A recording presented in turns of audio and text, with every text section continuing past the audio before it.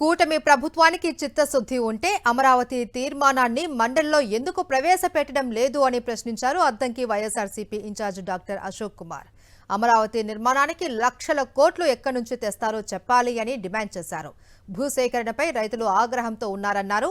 రాజధాని తీర్మానం పేరుతో చంద్రబాబు డైవర్షన్ డ్రామాలు ఆడుతూ ఉన్నారని ఫైర్ అయ్యారు అశోక్ కుమార్. చిత్తశుద్ధి ఉంటే అసెంబ్లీతో పాటు మండలిని కూడా మీరు ఎందుకు ఆ తీర్మానం అనేది పాస్ చేయలేదు అని అడుగుతున్నారు.